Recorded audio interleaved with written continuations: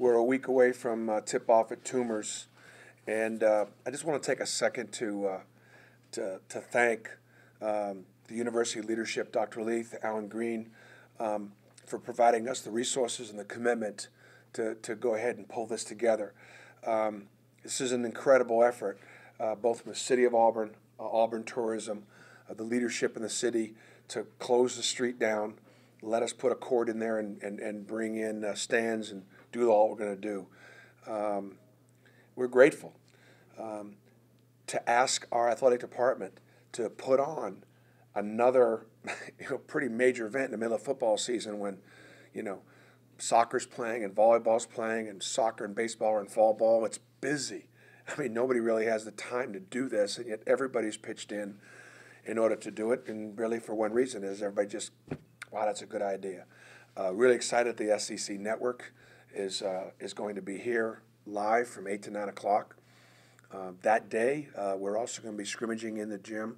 It'll be our pro day. We got commitments from 28 NBA clubs to be here to watch our kids practice, and so we'll always have a good practice that day. Damian Fishback and Seth Greenberg from ESPN are going to be here to help tell the story.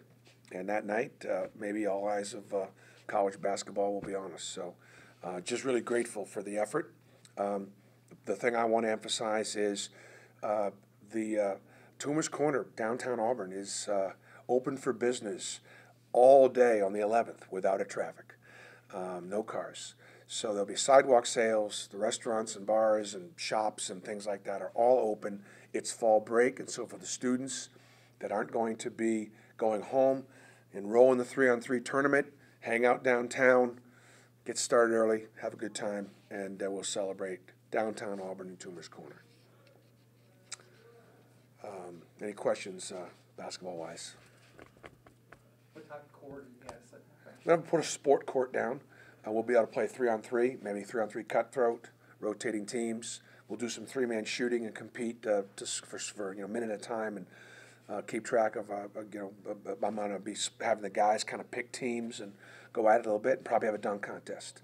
So it'll be some good basketball, but obviously we're not going to be playing a game down there. Maybe next time.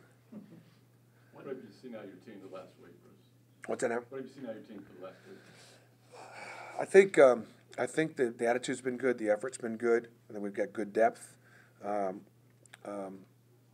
We've got good size. I think we've got offensively, we've got plenty of weapons. I think defensively we're going to be different. I don't know that we're going to be better defensively. We're going to be different. Last year we were smaller and quicker. We could disrupt a little bit more, turn people over a little bit more.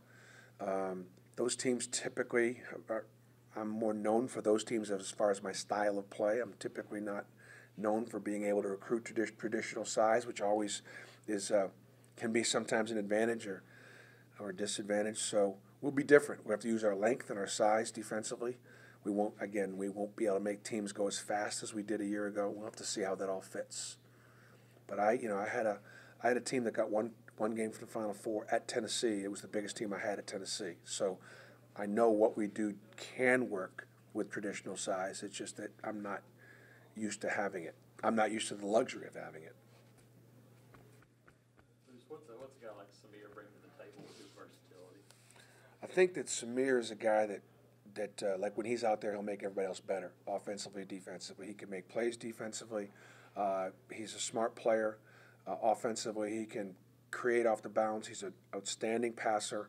He just knows the game really well. The hard thing for whether it be probably more Samir and Javon more than anybody else, two truly new players, is just learning the system. It's hard offensively.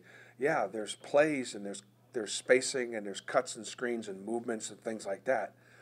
And so when you first start doing it, all you're doing is kind of running your routes and moving like you're supposed to move. Until you actually get a chance to play in it and make plays in space and make reads and understand it before you can actually excel in it. And so that's the process that we have to go through with those guys. And Samir would be a great example. Right now he's just trying to figure out where he's supposed to be and when he's supposed to be there.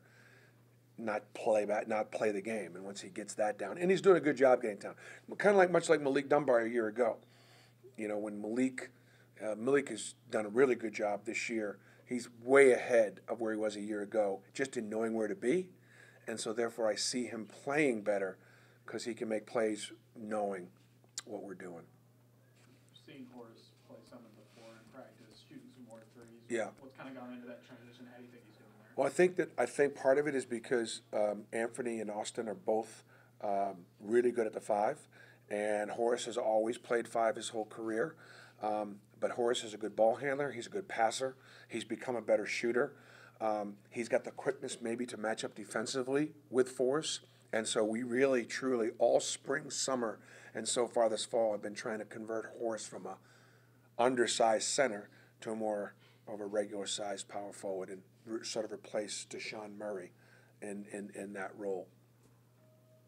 So I'll take one more because I'm going to try to get out to practice. Appreciate you guys being here and hope this is helpful for you all. And you're welcome to stay and watch practice. When did you come up with the idea to have Tipoff down at Toomers, and then when did it start becoming a real thing? It's been an idea that we've had for a few years. And I think it was my idea. But, I mean, it's been around for a few years. We've talked about it as a staff. But there's one thing to have an idea. It's another thing to execute it. And this, trust me when I tell you, give the idea no credit. Give the execution, the marketing department, the sports information department, the operations department, compliance, the city of Auburn, the SEC network, and their willingness to come in. And we're going to give them, we're investing in basketball, in SEC basketball, and creating a really good hour of programming. They could have passed. They didn't. They're going to be here. They're investing in it. So I'm just grateful. I mean that when I tell you. Anybody can come up with an idea. It's then having the department, the university, guys like Cody or Dan Heck or Rich McGlynn or the other guys that are out there executing, Chris Davis from Fox. I mean, it's been quite an effort. Auburn Tourism, Office of Student Affairs on campus, our intramural department working on the 3-on-3. We've got some good sponsors with, Thompson Tractor and Coca-Cola and Under Armour. We've got some good partners that are helping us with this. So it should be a great event, and I hope the students are excited about it. And I really just hope that we hang out downtown Auburn for the day and night. That would be so much fun.